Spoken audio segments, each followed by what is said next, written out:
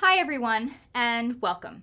My name is Dale, and this is the fourth video in a series of videos dedicated to helping those interested in theatrical design or technical theater get into college programs or get internships and jobs. In the previous videos, I talked about putting together and presenting your design or technical theater portfolio. Today, I'm going to do something a little different, and I'm going to take you through my process for putting together a show in my portfolio, starting with the selection of the content that I'm going to put into the portfolio, all the way through laying it out and orienting it within the portfolio itself. For this walkthrough, I'm going to be using a production that I worked on last year, The Spitfire Grill, that we produced here at Austin Peay State University in the Department of Theater and Dance. So come along and we will kind of talk through the process of why I'm choosing which elements to include, how I'm deciding which elements over others, and how I'm going to orient them within the portfolio pages in order to tell the story about this production that I want to tell.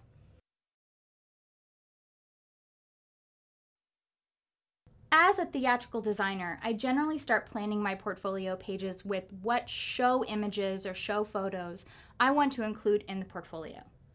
As a specifically lighting designer, I look for photos that have a visually interesting look, that show contrast, and that help tell a visual story. I typically want photos that span the breadth of the production, whether that's time frame, starting with something earlier in the show and having several elements that span the time frame that the production takes place during, or that means that I have production photos that span the breadth of locations or emotional parts of the production. I don't want to focus on just one element. I want to make sure that I'm giving the whole story with only a very small selection of photos. So the photo selection is really, really important. You generally want photos that can tell more than one story. And so when you're picking photos, and what I'm going to talk about when I'm picking my photos is why I choose specific photos over other photos in order to help tell multiple stories at the same time. I'm not going to go through the selection of each of these photos, as there are over 300 that I had to go through, but I'm happy to answer any specific questions you have about my selection process in the comments. Before we get into it, the Spitfire Grill is a musical, so I want to make sure that I have photos that demonstrate the heightened reality created within the musical numbers.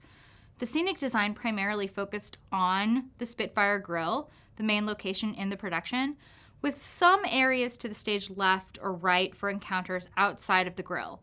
Although most of the show takes place within the grill, I want to make sure that I have some photos that use the rest of the stage as well. This photo is a really good example of that. It shows the full width of the stage with characters both inside and outside the grill. It directs the audience's attention to the couple on the stairs, but it also allows the viewer to see how action that isn't the primary focus was presented during the show. This photo is a much tighter view of the stage, but has the heightened sense of reality that was used in this particular musical number. I liked the composition of this photo as well. Although it has a lot of people in it, our focus is drawn directly to the person singing, both through the use of the lighting as well as the composition of the image. When selecting your photos, this is something to think about as well. This photo shows a much more emotional moment for our lead character, Percy. At this point in the show, she's overwhelmed and frustrated, and I feel like the lighting in this image helps to accent that, with the contrasting colors of the background and the interior really creating this dissonance that you can see visually. This is the final moment of Act 1. This is a joyful moment where the characters are being swept away by their success. They're hosting a contest to give away the grill, and people are sending them letters to apply. Throughout the last song of the act, they receive far more letters than they ever thought possible and get carried away by their excitement. The shift to this intense color in the final moments of the show as they toss the piles of letters into the air helps to accent this joyous feeling, and I really feel like this particular image is different than any of the other ones and kind of shows how light was used in a different way than we see in any of the other options we'll look at. This image is from the top of Act 2, and one of the things I really like about it is it gives a real sense of depth to the production. All the characters are essentially in the same location within the grill, but we have this depth of clarity where we're really focused on Percy down at the front of the stage, but we still see the other two characters as they are farther upstage while they're all still reading these letters. I also like how this is a softer moment where the characters are really allowed to feel the weight of the decision that they're making to give away the grill through this contest. This image allows us to see a much wider view of the stage, which is important to show for a lighting designer. This gives a sense of how the space as a whole is lit. I like this particular moment specifically because of the color palette. The background is this deep nighttime blue, and the interior of the grill feels soft with a slight sense of romance, a sense of love for these friends, for each other, and for the grill itself that they're kind of learning to love again through this process. This image shows the grill in a more natural light, without the heightened colors of the musical moments. In lighting, I think it's important to show both the musical moments as well as the more realistic looks within the course of your photos. Although I don't want to show a lot of these, I feel like one or two can be beneficial to show the contrast throughout the production, as well as to show the range within the design. This is one of my favorite images. It is one of the only photos I chose that was completely outside of the grill. I love the heavy use of the blues and the way that the characters stand out against them in this moment. I also love the image of the moon directly behind the characters, kind of overseeing the action. For me, this image does a few things for the selection of photos that I'm choosing.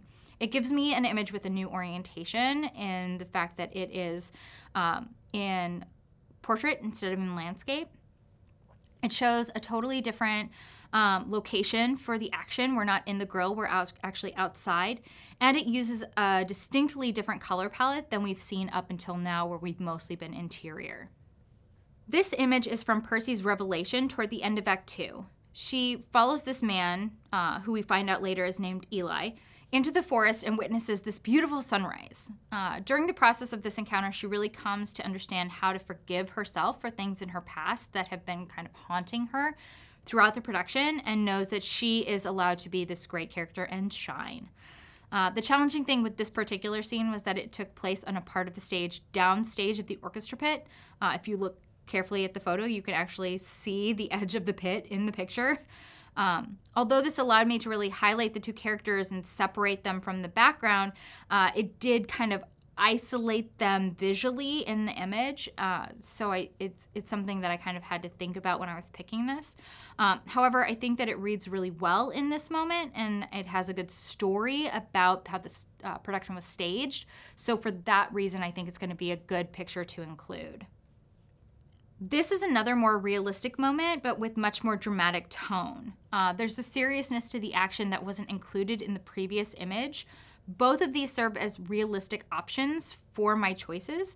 I probably won't end up using both of them, but they each have a good look and unique qualities, so I want to kind of see how each of them might work in the final product.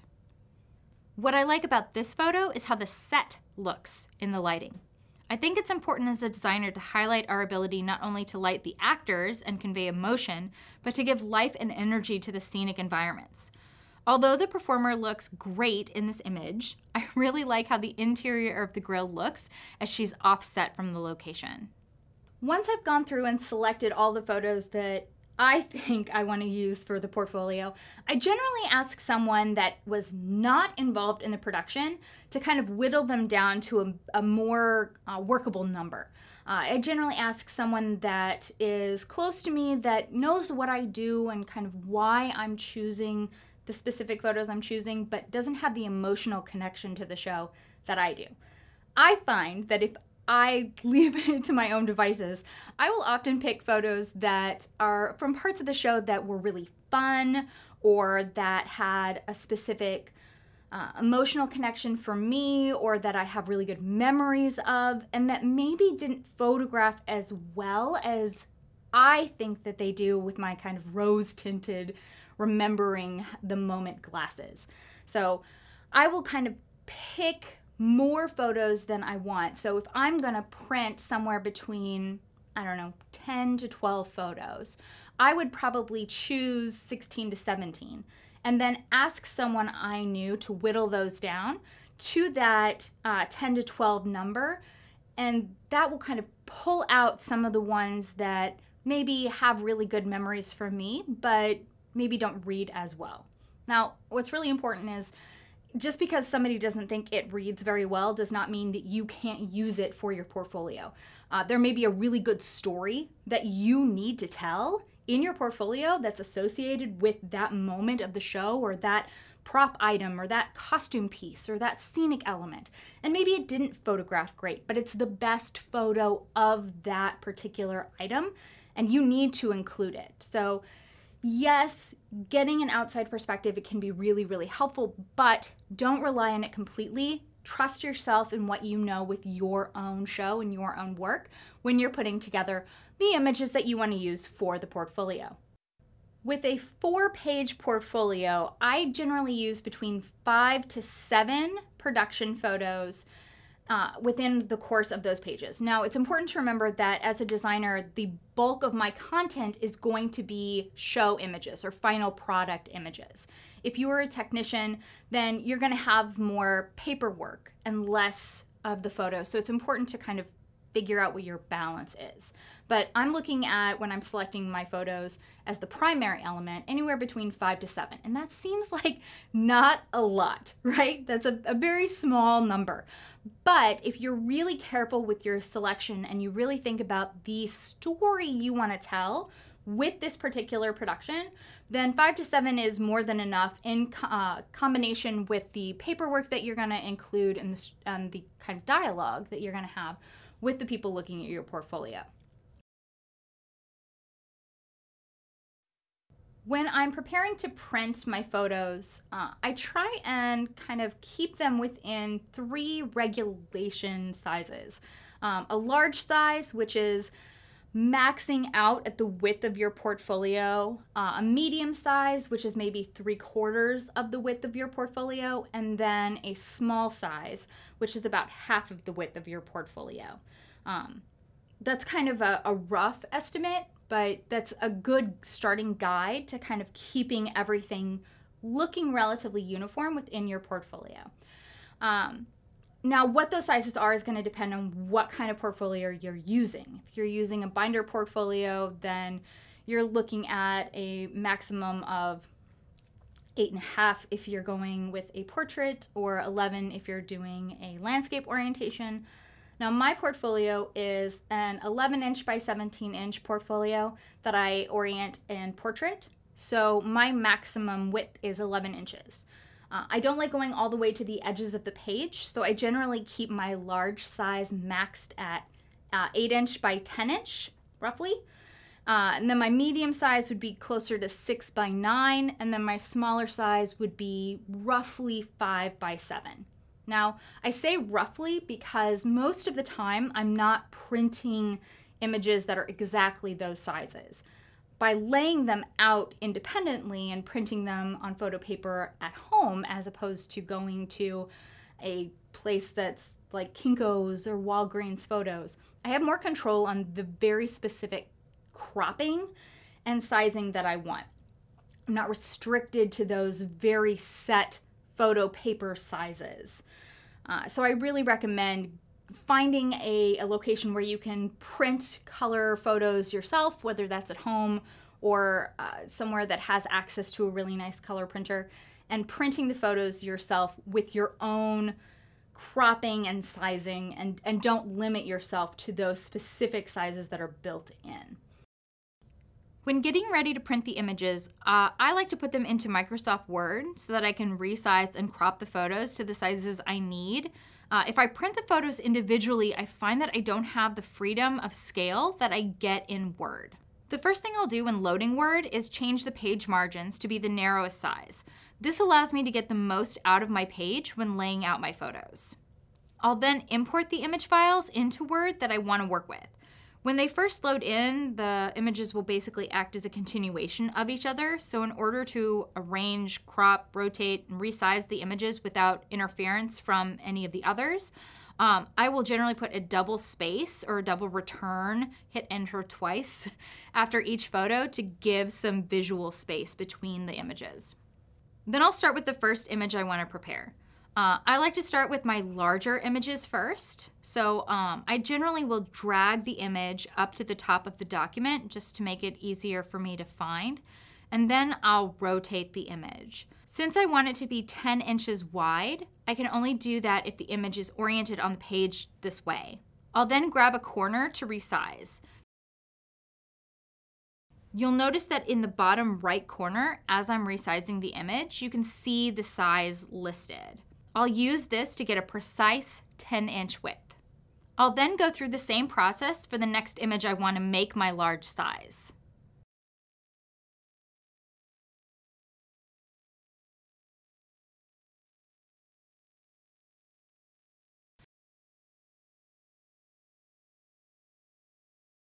The next image I'm going to adjust is the one vertical image I've selected. Although I like this image, I don't think it needs to be this large, so I'm going to size it down and then rotate it so that I can fit another image with it on the page.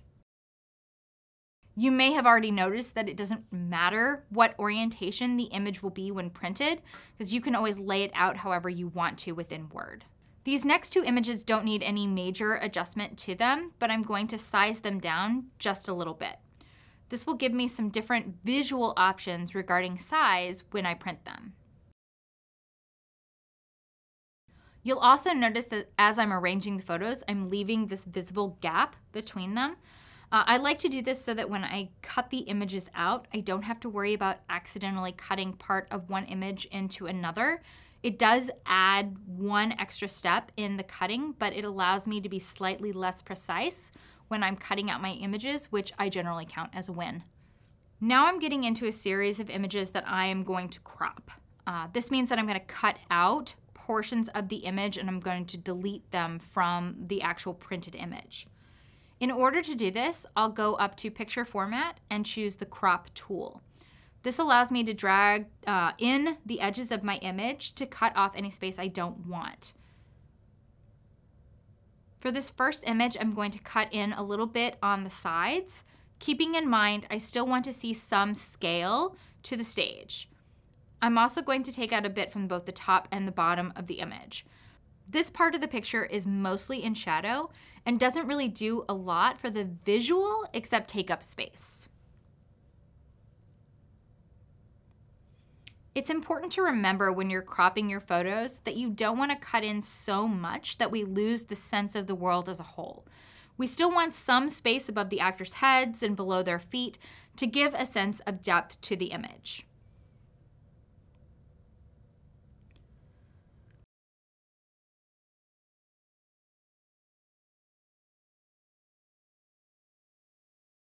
One of the things you can also do with cropping is turn a horizontal image into a vertical image, or vice versa. Since I only pulled one vertical image, it might be beneficial to have another to help balance a potential portfolio page. This image here has all of its focus in the middle with a lot of shadow on either side. So it really lends itself to cropping down and reorienting into a different view.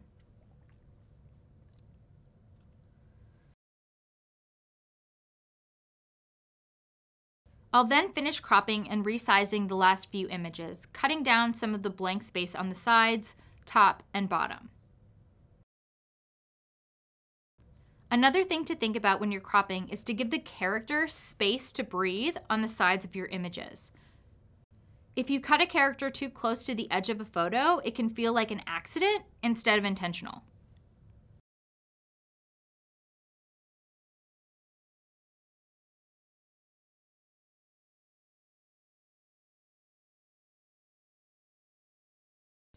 Once I have all my photos arranged, I'll print them out on photo paper, then I'll trim around the edges of the photos using my paper cutter. Remember, never use scissors when you're cutting out things for your portfolio. If you don't have a paper cutter, the next best option is a cutting board and a mat knife using a straight edge, such as a ruler, to trim the excess off the photos. When the photos are cut out, I'll mount them onto my white cardstock using my double-sided tape. Permanent double-sided tape.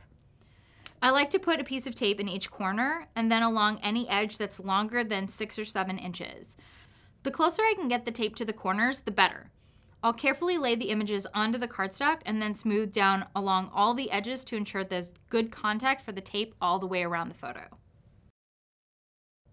I'll typically keep between 1/8 to 1/4 of an inch of space around each photo to use as a border, so you can always mount the photos on the paper with one edge already having this gap. That's one less side of the paper you're going to have to cut in order to trim out your photos. After the photos are mounted on the cardstock, I'll use the paper cutter again to cut down the cardstock so that I have that border around my photos. I personally like having this white border because most of my photos have darker edges, and without the border, the photos can sometimes blend into the black paper.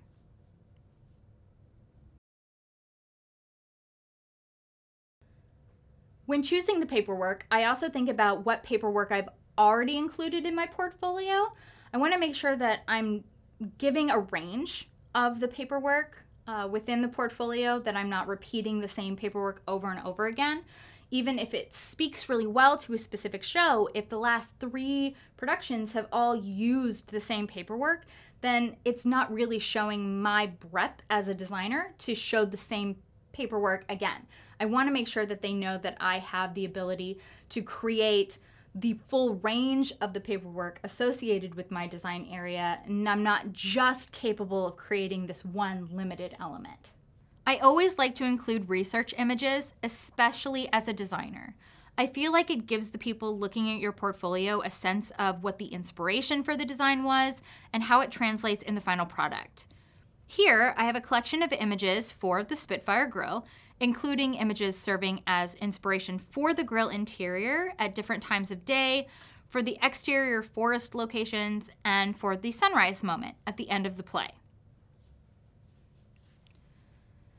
I like to put my research in a collage format for a couple of reasons. The first is that it allows me to condense the ideas into an easily digestible visual construct.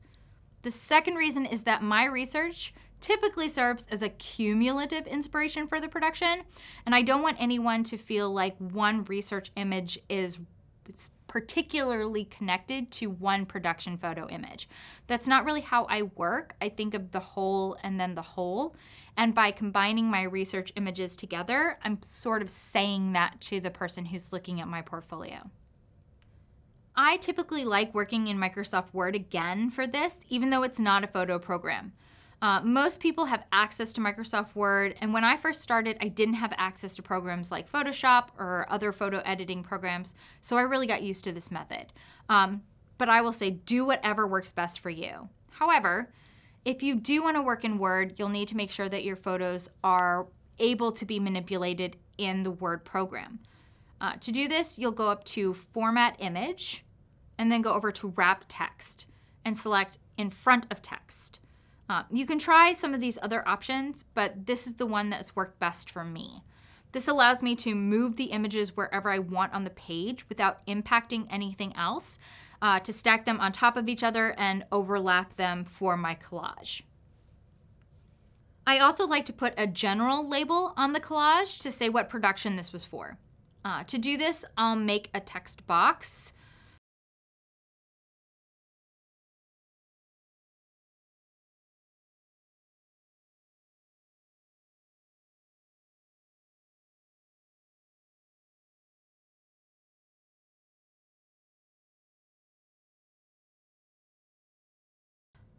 Make the text white, and turn both the text box fill and border to none. You don't have to do this step, but I find it helps me keep track of which research collage goes with each show, especially when it's been printed out. This also doesn't take the place of the label I'll be creating to go inside of the portfolio to indicate research. It's just something that I'm going to use for this document outside of the portfolio. For my additional paperwork, I've chosen to include my magic sheets and my cue lists for this production. I've exported each of these as JPEGs so that I can work with them in Word. Again, this lets me size them to exactly what I want to work with in the portfolio, to rotate them, orient them however I want. I'm also going to put a visible border around each of the pieces.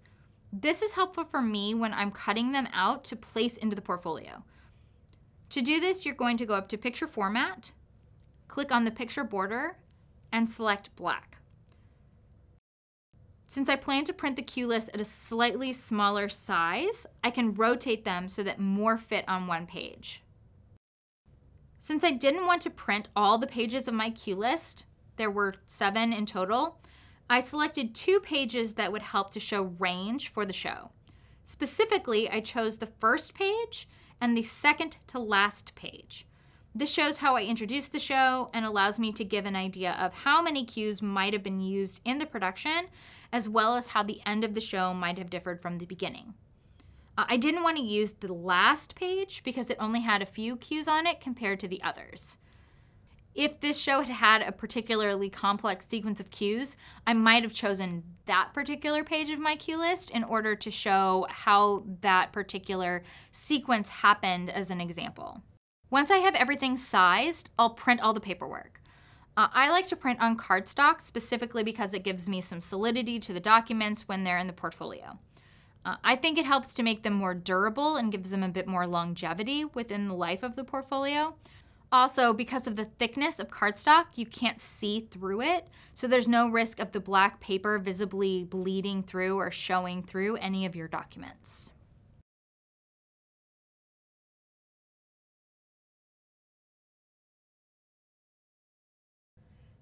Now that I know what elements of paperwork I'm going to be including in the portfolio, I know what labels I need to create. So I like to introduce my production by using the poster or a portion of the poster. I like to do this because it gives each production its own character while still maintaining consistency throughout the portfolio. This will just be a small image that's printed and placed directly above the label with the production information for this show. Although I do recommend utilizing preset templates such as business cards, shipping and return labels, or even binder divider tab labels in order to create the labels for your portfolio, I find that I like to do mine a bit more freeform. To do this, I just create a text box in the size that I want with a black border around it. I can then fill in the information I want in the label. In this particular example, I have all the important show information listed, including my name and position on the show, where it was produced, the director, scenic designer, and costume designer. As the lighting designer, I like to give credit to the other visual components, direction, scenery, and costumes. Who you list for credit will probably depend on what your role in the production was, so I encourage you to give this some thought. In addition to this, I need to create labels for the paperwork I'm including. That's the research, the magic sheets, and the cue lists. So I'm going to go ahead and make a text box for the research.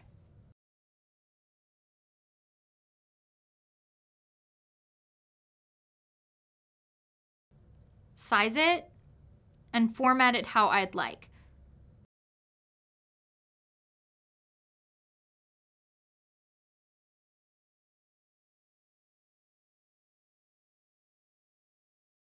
Then I can simply copy and paste it, putting the new information in for each additional label. Once you have these base templates done, there's no reason to recreate them from show to show. I recommend putting them somewhere you have access to them, such as Google Drive or other cloud-based storage. This way you can access the file anywhere and you don't have to start from scratch every time that you're working on your portfolio. And the final stage is to take all the elements and lay them out on the pages. For this particular production, I'm going to be using 4 pages, so that's essentially a 2 large page canvas layout. So I'll start with these 2 sets of pages and then 2 other sets of pages as I decide how I want to orient my material within the portfolio. I like to start by laying out all the pages and materials I'm going to work with so that I can see the big picture. Starting with the first page, I'll place my show poster and title label in the top left corner. We typically look at the top left corner of the page first, so that's where I want my introduction to be. Next, I'll start laying out my photos. I like to have a large, striking image on the first page and then spread the rest of the images out across the other 3 pages. If I'm including research, which I am, I like to put that on the first page as well, typically at the top of the page. It's a good visual introduction before people look through the show photos. Since I'm including multiple pieces of supporting documentation, I'm gonna try and spread those out over multiple pages as well. For this, I'll probably put my magic sheets on the second or third page and the cue lists on the last page. Once I've dry laid out all the pieces, meaning I've arranged them without any tape, I'll go back with my double-sided tape and secure everything. Again, I always place tape on all of the corners of my pieces and then on any longer edges that are over 6 or 7 inches. For precision, I'll use a ruler to make sure that the images are the same distance away from the edge of the page at each point of the photo. Then the last part is putting the pages into the portfolio. Remember, it will make your life so much easier if you don't attach items to both sides of the paper. So that means 2 sheets per page protector. And that is my process for putting a show into my portfolio, starting with selecting the photos, why I picked the photos, why I picked specific paperwork, orienting them, cropping them, laying them all out, printing them, mounting them, orienting them in the portfolio, getting all of that together. Just remember that this is just one of the multitude of theatrical designs, and this is just one of the processes you can use to put your portfolio pages together. So find what works for you, experiment a little bit if you want more of one element or more of a different element, if you want more paperwork, more show photos, how you like to orient things on the page. Some people like to use elements of their designs as backing paper for their productions. I don't particularly like to do that. I find it distracting, but it's something that a lot of people will try. So definitely see what works for you. Don't limit yourself to what I am doing, for sure. And also don't limit yourself to one way of doing it. Try a little bit of something, see if you like it, take what you like from that, and then try something that's maybe a little bit different. You will continue to grow and develop as you continue to grow as a theater artist. So don't limit yourself with your portfolio. This is going to be the last video for now in this series that's going to focus specifically on portfolios. The next video I'm going to do is going to be on theatrical resumes, so I'm really excited about that one. I hope you come back and you check that one out. It's going to have a lot of good information about what to include, how you include it, doing specific layouts within word processing that are really beneficial for making, putting together your resume fast and updating your resume fast. So I'm really excited about doing that, so I hope that you come back and check that one out. If you have any questions about my process for putting the portfolio together, or you have any questions about your own portfolio, please put them down in the comments below. I'm excited to hear what your thoughts on putting a portfolio together and how a portfolio should look are. If you have any recommendations for other videos that I should do, please let me know. I'm excited to make content that you want to see, as well as content that I want to make personally. So that's all for now. Thank you for being here. Have a great day, and we'll see you backstage.